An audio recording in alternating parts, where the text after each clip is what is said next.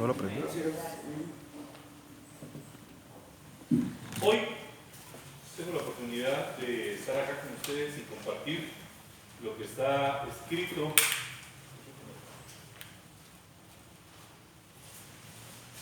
¿Se oye mejor ahí?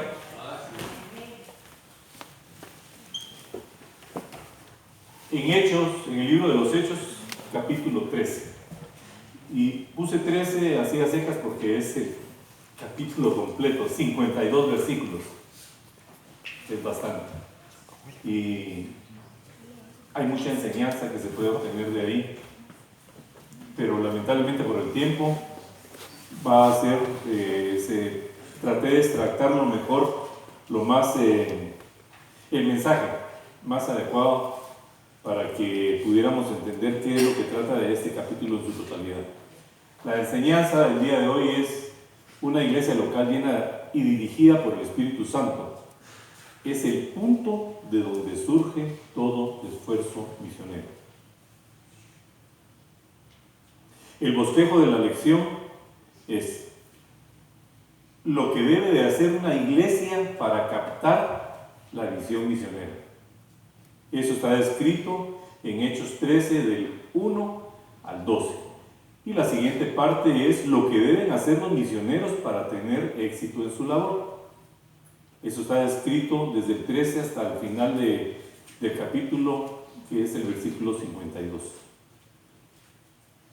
Y voy a pedir disculpas porque ahorita tempranito se me ocurrió hacer unos cambios y no están incluidos en la... Esto no se ve bien, porque son demasiados versos. Entonces está del 1 al 12 descrito acá, no se lee muy bien, pero me agradaría mucho que me ayudaran leyendo por lo menos el número 1, que es el que me interesa tratar en este preciso momento. ¿Alguien que me quisiera ayudar con el número 1?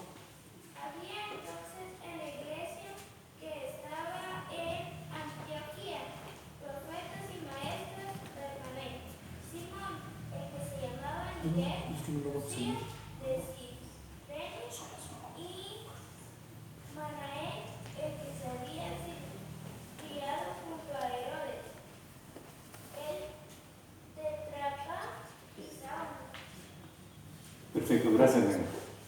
Aquí lo interesante es de que hoy en la mañana me levanté preguntándome qué era lo que quería decir este verso.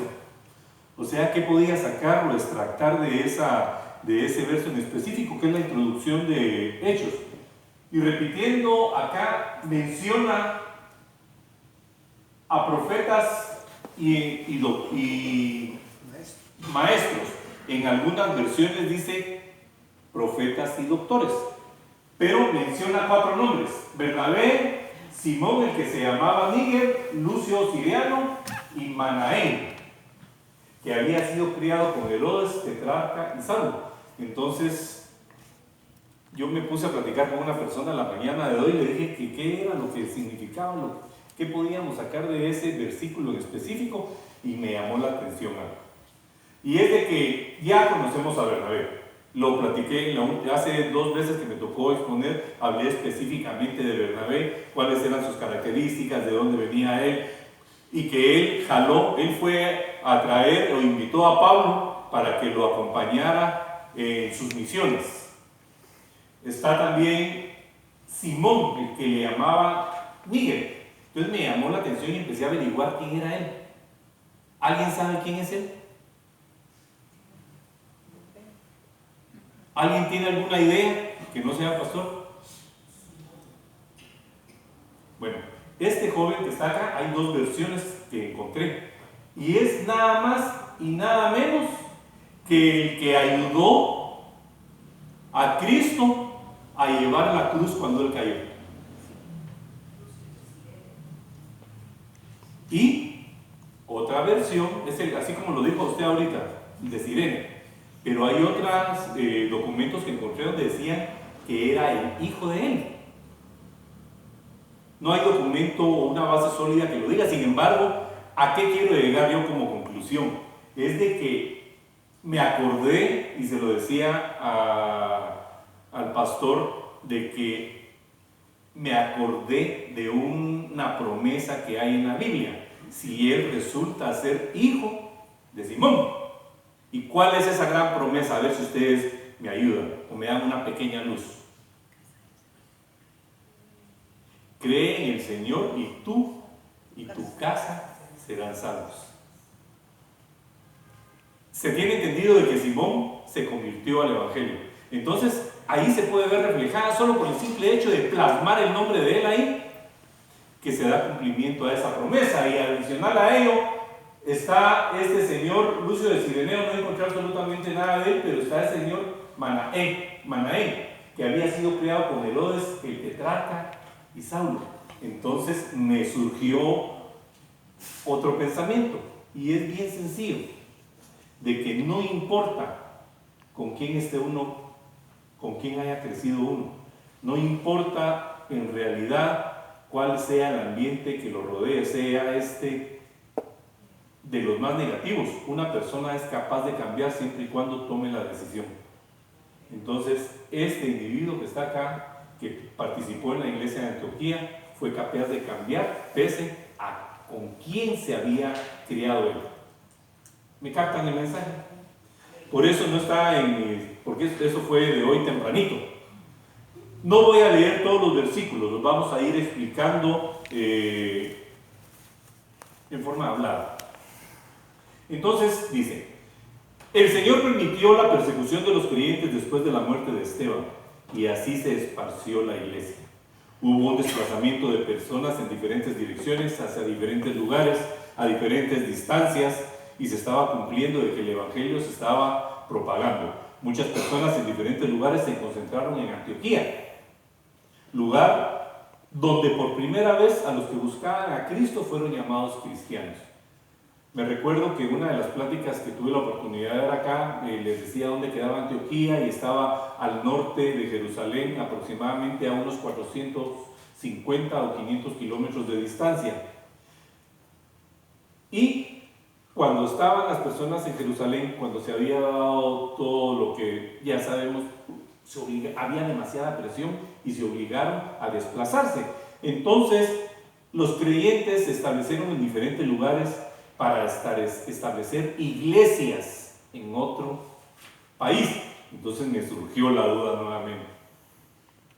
¿Qué significa iglesia? ¿Alguien me puede dar una definición de la palabra iglesia, que lo mencionamos casi a diario y venimos los fines de semana, los miércoles, los viernes a la iglesia? ¿Alguien sabe el concepto de iglesia? No, lo único que nos han enseñado, que hemos aprendido con el pastor, es que todos nosotros somos iglesia para el Señor. Este es el templo, pero nosotros somos la iglesia. Somos la iglesia, ¿verdad? Puede ser un órgano donde hay una cabeza y existen miembros, y esa cabeza es por la cual dirige a cada miembro a un fin determinado, en este caso espiritual, ¿verdad? Muy bien. ¿Alguien más? Iglesia es aquella persona que el Señor establece como sus hijos. Disculpe, ¿qué fue? ¿Quién habló? Iglesia es la persona que el Señor establece como sus hijos. Muy bueno, muy bueno. Todos tienen razón. Sin embargo, lógicamente existe algo pasó aquí. Me fui muy lejos. Pasar a la primera, por favor. Ahí está. Iglesia. Se trata de una palabra polisémica. Polisémica significa de que tiene varios significados. Pues en la actualidad se designa como iglesia, por un lado, al edificio público destinado al culto cristiano, donde se celebra culto o misa y otros servicios religiosos. Así donde se practica la confesión y ceremonias litúrgicas de distinto tipo. Esto lo extracté directamente, no quise quitar ni poner ninguna palabra. Vocablo iglesia proviene de la palabra latín ecclesia, la cual a su vez procede del término griego eclesia. Eclesia, no, mi griego mi pronunciación es mala, les pido disculpas. Que significa asamblea. Sucede que en Atenas iglesia era la asamblea de ciudadanos que se reunían para discutir asuntos públicos. Asimismo, kaleim en griego significa llamada o invitación. Es decir, se asocia la palabra a la idea de una participación de todas las personas, de todos los ciudadanos. Una participación en conjunto, todos. Pero también se entiende a la institución que representa al conjunto de personas que profesan la fe cristiana, y también al cuerpo de clérigos que forman parte de la jerarquía y se ocupan de asuntos referidos a la práctica de esa fe, al igual que de sus relaciones con los demás componentes de la sociedad. Porque hablamos de iglesia, y hoy yo me hice esa pregunta: ¿qué significa en realidad iglesia? Y comparto mucho lo que dijeron todos, y si nosotros hacemos una amalgama de las ideas, estamos todos en lo correcto. Y aplica el concepto de polisémico, ¿verdad?, de que tiene muchas definiciones. Sin embargo, nosotros somos la iglesia, el cuerpo de Cristo. Así es, ¿verdad? Entonces, solo eso es para hacer una aclaración. Entonces, venimos, y que el primer viaje misionero que se dio de Antioquía, tenemos que recordar algo, el por qué. Herodes Agripa I, nieto de Herodes el Grande, dio muerte a Jacobo y había amenazado, o mejor dicho, tenía en la mira a Pedro. Entonces Saulo viene Bernabé, se va a traer a Saulo y se lo lleva a Antioquía. Le dice: ven a ayudarme, necesito que a partir de este punto nosotros empecemos a dar cumplimiento con la gran misión, llevar el evangelio a todo el mundo. Gracias. Como les indicaba, Antioquía estaba a 500 kilómetros o 450 al norte, y el primer viaje se desarrolló tal y como ustedes lo ven acá, empezando en Chipre. Antioquía vino a ser la número 1 en misiones. Los creyentes que iban a Antioquía llevaban la llama del evangelio por lo que habían vivido antes de salir de Jerusalén. Inmediatamente empezaron a ganar almas para Cristo y vivir la vida que les había enseñado. La iglesia creció en número y en fervor espiritual, de tal modo que fue la primera en captar esa visión misionera de extenderse hacia otros lados. Para eso destacan dos factores importantes que hicieron a la iglesia de Antioquía el centro dinámico para la evangelización y las misiones extranjeras, y son estos dos. Enfatiza la presencia activa de profetas en la congregación y el ministerio didáctico de los maestros. Voy a tratar de cambiar voy a tratar de definir cada uno de ellos. No se ve bien, pero aquí dice: profetas proclaman el mensaje de Dios, ya sea en forma de profecía o en forma de sermones. Voy a hacer una ampliación. Y dice: profetas. Al mencionar la palabra profeta, ¿qué les viene a ustedes a la cabeza? ¿En qué piensan cuando hablan de un profeta? ¿Qué se imaginan? Y se lo estoy preguntando así porque como esta es una clase para que interactuemos y ustedes me den su opinión. ¿Qué es un profeta? ¿Qué les viene a la mente cuando hablan de un profeta? Alguien que va a anunciar algo. Alguien que va a anunciar algo. Algo que va a suceder a futuro, ¿verdad? Bueno, inmediatamente pensamos en predicción del futuro, tal y como lo decía. Eventos futuros que van a suceder, y si bien eso es parte de ser profeta, no es necesariamente el concepto que aplica hoy para la iglesia moderna. Los profetas del Nuevo Testamento, óigase bien, estoy haciendo la diferencia, los profetas del Nuevo Testamento y los profetas que en el Antiguo Testamento. Dice, los profetas del Nuevo Testamento proveían por medio de su predicación dirección a la iglesia que estaba en su infancia, que estaba en pañales, que estaba naciendo, y que fue a través de ellos que Dios reveló los misterios del Evangelio de Jesucristo. Y ese es el punto que yo quiero tocar. Los profetas que revelan los misterios del Evangelio de Jesucristo. Los judíos no entendían, y tampoco ahora, por cierto, que el Evangelio de Jesucristo. Entonces los profetas del Nuevo Testamento eran aquellos que revelaban eso. Pablo dice en Efesios 3, empezando en el versículo 2, lo siguiente: sin duda ustedes se habrán enterado del plan de Dios en su bondad, sino para el bien de ustedes me refiero al misterio que me declaró por revelación, como ya les he escrito brevemente Al leerlo podrán darse cuenta de que conozco de nuevo el misterio de Cristo. Misterio que en otras generaciones no se había dado a conocer a la humanidad, tal y como ahora se ha revelado a sus santos apóstoles y profetas por el Espíritu. Sin embargo, no lo entendían porque estaban viviendo de acuerdo a la ley y pensaban que la ley los podía justificar ya en esos tiempos. No entendían cómo una persona podía venirles a decir que creyeran en Él para tener una vida eterna. Eso era el misterio para ellos en ese entonces. Pero ahora el misterio ha sido revelado. Cuando vamos estudiando las Escrituras, poco a poco, eso se va revelando en cada uno de nosotros y a eso se le llama revelación progresiva de Dios. Ahora bien, cuando hablamos de maestros, ¿quiénes son los maestros? Se refiere a aquellos que explican la revelación escrita de Dios y lo que Dios había dado a los judíos por medio de sus palabras, o sea, enseñanza. Están enseñando la historia, le están enseñando cómo era, le están enseñando cómo son. Pablo dice que esto era lo que Dios estaba proporcionando y ha proporcionado a la iglesia para que pueda tener el crecimiento que necesita entender. La profecía y las enseñanzas son dos métodos, son dos podríamos llamarle ministerios. Son dos ministerios que son prácticamente los que están conduciendo a la iglesia. Ahora bien, la iglesia en Antioquía tenía como principal objetivo la búsqueda de la voluntad de Dios, hacer lo que Dios estaba ordenando. Los creyentes de Antioquía dependían de dos cosas, de la oración y el ayuno, además de la instrucción bíblica para crecer y desarrollarse en el Señor. Cuando una iglesia dedica tiempo a estos ejercicios espirituales, dice, su estado de sensibilidad y sumisión al Espíritu se hace evidente. Entonces, cuando yo les hablo de ayuno y oración, ¿qué es ayuno y qué es oración? Solicito nuevamente ayuda. ¿Qué es ayuno? ¿Alguien tiene idea? Es un sacrificio que hace alguna persona, principalmente espiritualmente, dedicado a Dios, ¿verdad?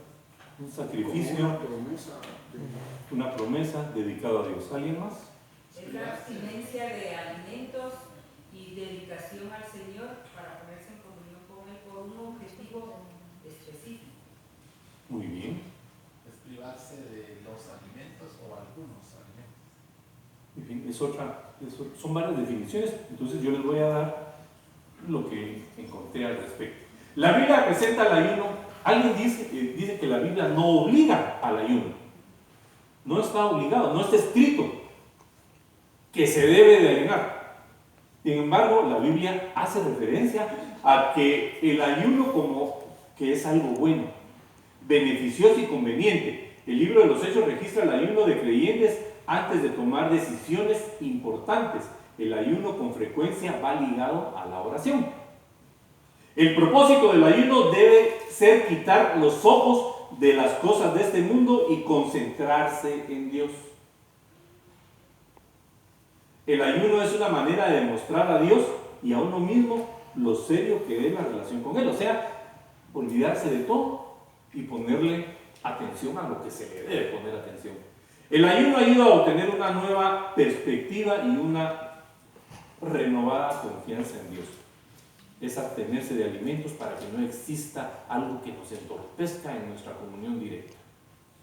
La intención del ayuno no es castigar al cuerpo, es enfocarse en Dios. Oración. La oración es una acción sincera y voluntaria de comunicación con Dios, la cual expresamos con nuestras propias palabras buscando el favor de Dios. La verdadera oración que le agrada a Dios es la que se hace con reverencia, con un corazón, no lo encontré, es correcto, contrito o constrito. Me faltó la S, ¿verdad? Pido mil disculpas. Y humillado que busca. No, está bien ahí, sin S. Allá, ¿verdad? Sin S. ¿Está bien así? Sí. De todos modos pido disculpas porque no lo sabía. La oración es comunicación e intimidad con nuestro Padre Celestial, ya sea para buscar su consejo por una petición o simple y sencillamente para darle gracias por sus bendiciones. Por favor. Regresando al primer tema del ayuno, hay otro concepto de ayuno que normalmente no se enseña en las iglesias y se ignora. Sin embargo, ese concepto de ayuno es la forma en que Dios demanda que se haga el ayuno. Usted pudiera leer ahí de Isaías 58, si nos leyera para que todos oigamos el versículo de los versículos 2, no, del 3 al 5. Usted pudiera ir a Isaías 58 del 3 al 5. Ok, amén. ¿Por qué dicen ayunamos y no hiciste caso? Humillamos nuestras almas y no te diste por entendido. He aquí que en el día de vuestro ayuno buscáis vuestro propio gusto y oprimís a todos vuestros trabajadores. He aquí que para contiendas y debates ayunáis, y para herir con el puño inicuamente.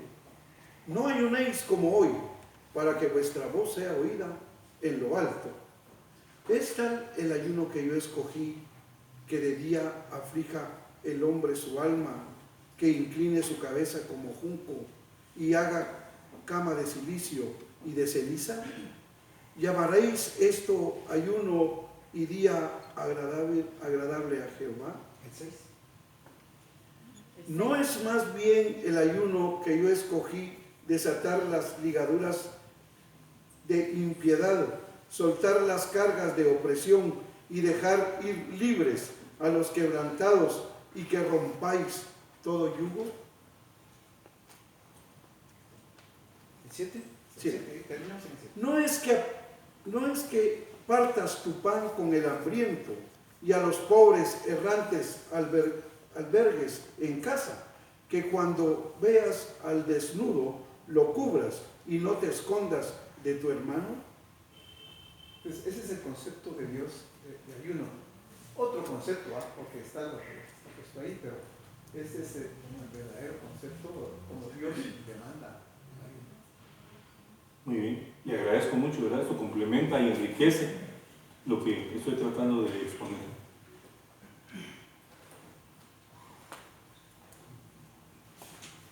El Espíritu Santo mandó que Bernabé y Saulo fueran apartados para la obra que él los había llamado. Y esto es producto de que la iglesia de Antioquía estaba buscando hacer la voluntad de Dios. Y ellos recibieron la orden de separarlos porque les tenía una misión importante. Cuando ellos entendieron eso, cuando entendieron la voluntad divina, les impusieron manos y les despidieron, lógicamente aportándoles todo lo necesario para que ellos pudieran cumplir adecuadamente con su misión. Ellos, después de la vida preparación, salieron acompañados de Juan Marcos y se dirigieron al puerto de Seleucía, a 25 kilómetros de Antioquía. Entonces, en este viaje misionero se dieron 3 aspectos importantes.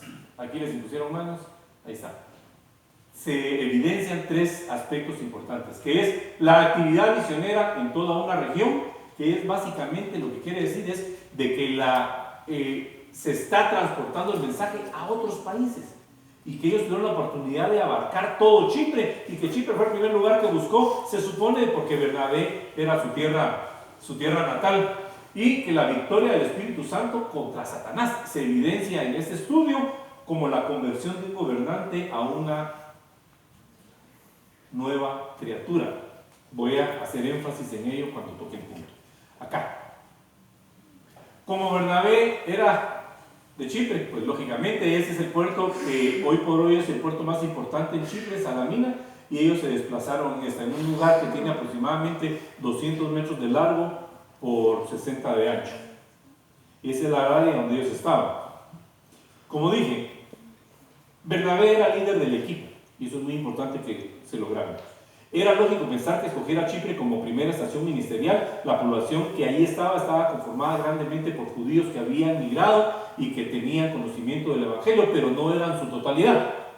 Después de un día de navegación, al haber llegado a Salamina, el principal puerto de la isla, empezaron su campaña de predicación evangelística en las sinagogas ya que existían varias en el lugar. Yo les pregunto a ustedes, ¿qué es una sinagoga? Y que el pastor no conteste. Un templo.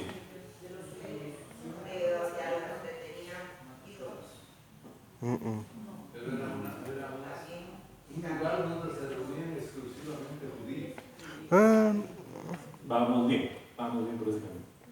En las sinagogas, tiene razón, se reunían la mayoría de gente judías. No era un templo como tal, sino que eran áreas específicas porque no tenían templos. Entonces se me ocurrió de que debemos de conocer cuál es el concepto de sinagoga.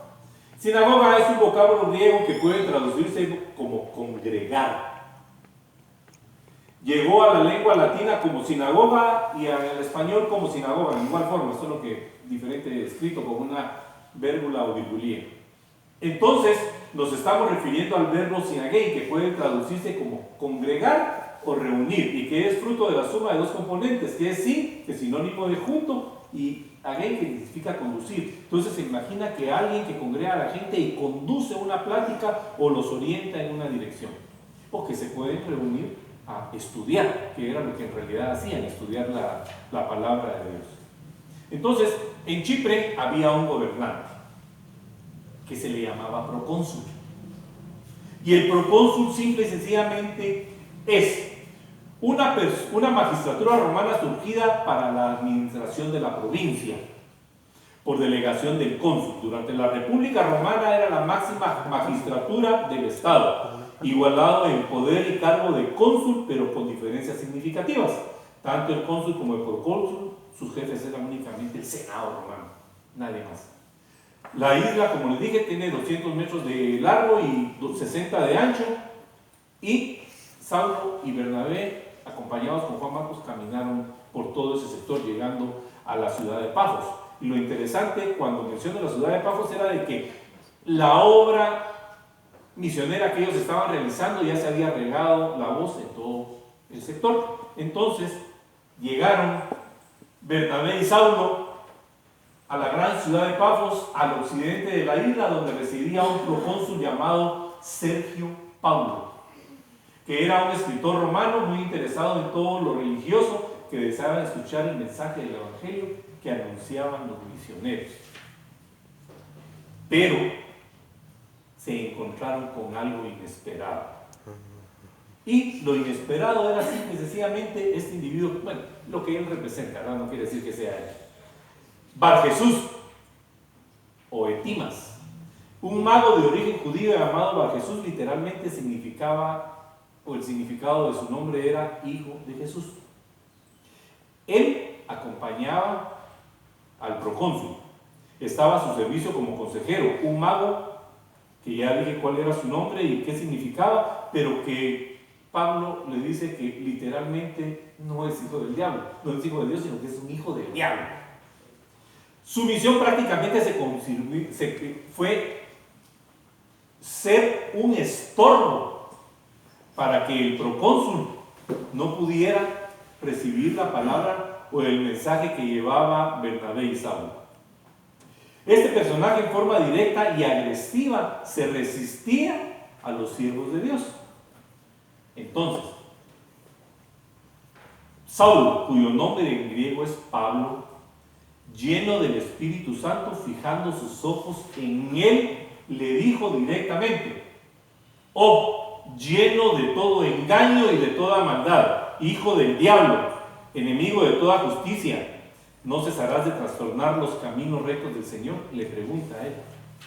Y en ese preciso momento, después de tan severa reprensión, el apóstol le anuncia a este mago engañador que va a quedar ciego por un tiempo, lo cual sucedió en forma inmediata.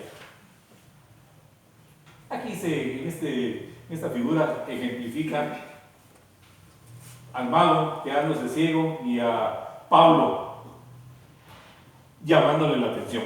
El Espíritu puede desarmar toda barricada del diablo, o sea que no hay nada que pueda obstaculizar cuando Dios ha decidido hacer algo. Así se va a hacer, se ponga enfrente quien se quiera poner. El Espíritu Santo puede desarmar todas las barricadas a fin de que la palabra de Dios llegue al corazón que lo necesita. El procónsul romano, viendo lo que había sucedido, creyó maravillado de la doctrina del Señor. Lo interesante de la figura del gobernante como figura principal de un país es que entregó su corazón al Señor. Entonces aquí yo les tengo dos preguntas para que interactuemos. ¿Alguien se ha puesto a pensar cuál es su Bar Jesús en su vida? ¿Entienden la pregunta que les estoy tratando de decir? Básicamente es, ¿cuáles son los obstáculos que se oponen a que nosotros continuemos en la fe, que perseveremos? ¿Tenemos algún obstáculo que usted, o tienen algún obstáculo que podemos identificar? ¿Alguien quisiera mencionar uno que le impide avanzar con pie firme como debe hacerlo? Bueno, todos esos obstáculos lo genera la potencia de Satanás, porque no son unos específicamente. A lo largo de la vida, el cristiano encuentra diversas situaciones que forjan en su mente, en su espíritu y a veces hasta en su fe la contradicción con lo que indica el camino a Jesús o a Dios. Entonces, la gran defensa de eso es la fe.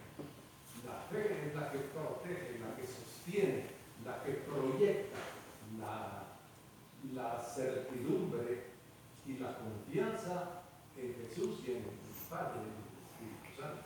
Pero todo eso que ve en contra lo genera Satanás. Sí, yo creo que hay tres elementos importantes que distraen o pueden hacer que la persona empiece a dejar su fe. Son otras personas, pueden ser objetos u actividades. Cuando digo actividades, puede ser un deportista, puede ser un estudiante, puede ser la música, qué sé yo, las actividades, o a veces el carro, la casa, cosas materiales, o bien otras personas, como los padres, los hijos, que se interponen. ¿Cuál es la solución para él? La oración, que se ha quitado el estorbo, la piedra. La palabra, estar constante en la palabra. Y yo tal vez tengo dos Ser llenos del del Espíritu Espíritu Santo. Buscar ser llenos del Espíritu Santo. ¿Sí? Yo tengo dos de estos personajes que han colaborado para un mejor desenvolvimiento y desarrollo en mi vida espiritual, y es mi carácter y mi tiempo en el trabajo, ¿verdad? Son dos situaciones con las que he peleado mucho para poder tener una mejor solidez en mi vida espiritual. Muchas gracias. Muy amable. Y me agrada que estemos interactuando.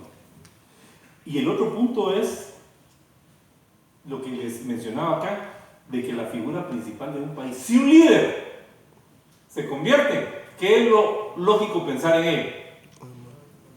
De que todos los demás lo van a hacer de igual forma. Primero, porque va bien con el líder. Segundo, porque plenamente están convencidos. Y tercero, porque él irradia eso, influencia para que todo el mundo siga el camino que él está tomando. Entonces eso es bueno. Y eso es algo que encontré de mucho valor en esta situación. Entonces esta gráfica representa básicamente que la finalidad de todo milagro es facilitar a los incrédulos el paso más importante de su vida, ser salvos por la fe en Jesucristo. Y ya les pregunté los que querías preguntar. Me adelanté a la pregunta. Entonces, aquí está. Eso representa, me imagino, a Pablo y al procónsul Sergio. Entonces, ¿qué es lo que debe hacer un misionero para tener éxito en su labor? ¿Alguien me puede ayudar? Eso está ya, pudiéramos decir de que lo que está escrito en el versículo 1 al 12 lo abarcamos en esta primera etapa. Ahorita vamos a enfocarnos en lo que establece Hechos 13, del 13 al 52. Y es básicamente, mejor voy a avanzar porque ya el tiempo me está agarrando. Mantenerse firmes ante los desánimos de otras personas. Tener un conocimiento sólido de la palabra y proclamar el mensaje que señale a Cristo. O sea, teniendo en mente esto, nos va a decir cómo es que nosotros debemos de actuar y qué camino debemos agarrar y cómo debemos de transmitir ese mensaje. Entonces, la jornada misionera en realidad no fue, voy a saltarme esto, que era lo que decía, de todos los versículos, son demasiados, y si lo leemos no voy a tener tiempo para explicarlos. Todos esos son los 52 versículos. Entonces decía que el viaje, la jornada misionera no fue un viaje turístico. Pablo había sido un fariseo celoso, impulsador, líder y había sido llamado a un ministerio enérgico y sacrificial. Entonces, cuando nosotros traducimos esto que está acá, dice que inicialmente la misión había empezado al mando de Bernabé y Saulo lo acompañaba, al igual que Marcos y Juan Marcos, que era sobrino de Bernabé. Entonces, el liderazgo lo llevaba. ¿Quién lo llevaba? Bernabé. No. Bernabé. Lo llevaba Bernabé y nadie discutía eso porque él era una persona de experiencia. Recuérdense de que Pablo tenía conocimiento, pero él no era querido por ninguno de los dos lados porque tenían desconfianza de él y él se estaba introduciendo en este campo. Al inicio de la misión Bernabé era el jefe, pero a partir del momento en que Pablo le dijo a Barjesús que era un estorbo para que se cumplieran los caminos del Señor, en ese momento él tomó el liderazgo de la misión. Y eso no le preocupó a Bernabé, pero posiblemente le haya causado cierta conmoción a Juan Marcos. Entonces, dice, al inicio de la misión Bernabé era el jefe, pero a partir de ese momento Pablo, que ya había asumido el liderazgo del grupo. Interesante notar que Bernabé no se quejó, al contrario, estuvo dispuesto a tomar el segundo lugar, siempre y cuando fuera en beneficio de la labor del Señor. El viaje que habían empezado aún faltaba por recorrer largas distancias, camino largo, peligroso por regiones montañosas. Interesante esto porque yo me puse a analizar y van a ver la siguiente gráfica, 2 gráficas después, de que ¿qué edad han tenido ellos? Eran personas grandes, eran personas adultas, y recorrerse 600 kilómetros a pie entre montañas, entre ladrones y todo, no ha haber sido absolutamente nada fácil. A diferencia de las comodidades que contamos el día de hoy, vehículos, aviones, tecnología, que nos permiten comunicarnos a diferente, no importa a dónde. Sí. Hermano, me llamó mucho la atención lo que dijo anteriormente sobre Bernabé y Pablo. Y eso es lo que pasa muchas veces en cuanto a las direcciones o a los grupos de servidores en las congregaciones y principalmente en la nuestra. Usted dijo claramente que Bernabé no se enojó porque Pablo tomó el primer lugar. Entonces, así debe ser realmente el ejemplo de ser humildes, y cuando alguien, pues obviamente, tal vez por mayor conocimiento, porque le está dedicando mayor tiempo o mayor entrega a las cosas del Señor, es lógico que tenga que tomar primer lugar, no primer lugar ante los ojos de una persona humana, sino que tomarlo como un líder que va a tomar la función de dominar ese grupo.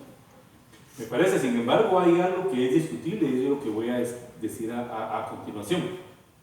Por favor. Yo pienso que ahí está entre líneas escrito que ese liderazgo que tiene Pablo se lo da el Espíritu de Dios. Espíritu Santo. Ese era el punto que yo quería tocar ahorita. Pero hoy se están dando unas situaciones bien diferentes. Y es de que nadie debe de ocupar el puesto que no le corresponde. Nadie. Hoy por hoy se están dando unas situaciones bien interesantes, donde hay personas que por su capacidad intelectual, por los conocimientos que hayan adquirido a través de los estudios que ellos tienen en las universidades o en cualquier lado, se consideran capaces de poder liderar grupos. ¿Liderar o liderar? Liderar. Liderar, ¿verdad? Estoy hablando como mi pueblo, disculpen. Entonces, liderar grupos. Entonces, ese es el gran error y el gran problema, porque no han sido llamados muchos. No han sido llamados y ellos automáticamente se proclaman. Entonces, estoy de acuerdo con lo que usted dice, de que hay que ceder el espacio, pero hay que estar claros e identificar si esas personas en realidad fueron llamados o alguien quiere ocupar ese espacio porque simple y sencillamente tengo el poder, tengo la capacidad y lo puedo hacer por sus pistolas. No es así. Y el problema de esto es de que fundan iglesias y llevan a las personas por el camino equivocado. Entonces pensamos de que Juan Marcos decidió regresar a casa. Posiblemente ha sido porque estaba cansado, tenía mamitis, o simple y sencillamente se vio molesto porque vio desplazado a su tío como líder de la misión. Sin embargo, no olvidemos de que él fue el motivo porque Bernabé y Pablo se disgustaran y cada quien agarrara por su camino. Pero sacándole lo positivo a esto, al agarrar cada quien por su camino, se seguía cumpliendo la misión de diseminar la palabra de Dios en diferentes lugares. Y tampoco debemos de olvidar de que Pablo fue el mismo que le pidió después a Juan Marcos que lo acompañara porque le era de gran utilidad para su ministerio. Entonces, también estaban, aparte de disgustos, Pablo y Bernabé, de que le fuera a pasar algo en el camino al joven. Gracias a Dios no fue así, porque él terminó escribiendo el libro de Marcos en la Biblia. Entonces, teniendo a Pablo y a Bernabé, no obstante, los dos veteranos que quedaban en la misión volvieron a ponerse en las manos del Señor y siguieron adelante. Eran personas maduras espiritualmente hablando. Entre las ciudades que alcanzaron, caminaron por territorios inhóspitos, infestados de bandas de ladrones, visitaron pueblos extraños y paganos, pero nada los hizo desistir de su misión. El gran ejemplo para ser imitados, que era lo que yo decía, hoy tenemos todas las comunidades del mundo y nos dejamos vencer por nuestros Bar Jesús y no cumplimos la misión. Y ellos, yo me preguntaba por eso, ¿qué edad habrán tenido ellos para poder hacer ese gran sacrificio y cumplir con su misión? Entonces, cuando llegaron a la ciudad de Antioquía, capital de Pisidia, como era costumbre, empezaron a predicar en las sinagogas. Aquí es notorio que las predicaciones se consideraban unos aspectos bien importantes porque ellos utilizaban una metodología para transmitir el mensaje. Porque uno no puede llegar y empezar a hablar del objetivo final cuando no ha hecho una pequeña introducción. Y esto es lo que quiero dar a entender.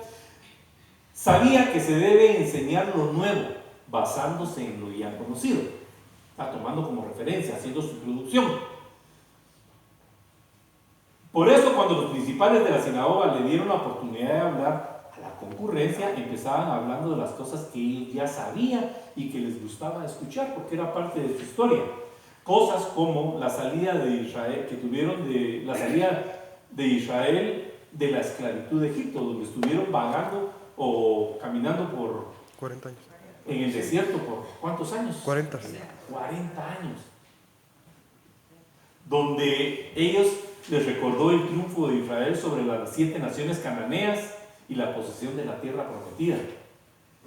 Hizo alusión a los 450 años de jueces hasta Samuel, cuando los judíos pidieron un rey. Y les pusieron a Saúl, que estuvo durante 40 años. Y terminaba hablando de lo mejor que podía del rey David. ¿Por qué? Porque esto les endulzaba la boca y los hacía recordar lo que el pueblo de ellos había vivido y estaba documentado y era una verdad fehaciente. ¿Por qué estoy haciendo énfasis en esto? Porque simple y sencillamente ahí es donde viene lo importante. Ellos le hablaban con la verdad de su historia para poder proclamar el mensaje que señalaba a Cristo. Entonces, él tomaba como referencia 5 puntos importantes. Y el primero era, cuando les habló de David, les dijo, miren, Jesús viene de la descendencia de David. O sea que no es un personaje inventado, es alguien que viene directamente del linaje de David. Declara que Jesús es de la descendencia del linaje de David, su nombre de Jesús, y que Dios lo levantó por Salvador de Israel. Recurrió al testimonio de Juan el Bautista, que no había sido gran distancia en años, había sido reciente, donde decía que pues, la mayoría de los judíos reconoció que Juan existió, reconoció que Juan bautizaba y era un profeta enviado por Dios. Este llamó al pueblo al arrepentimiento y cuando terminaba su carrera dijo: no soy yo él.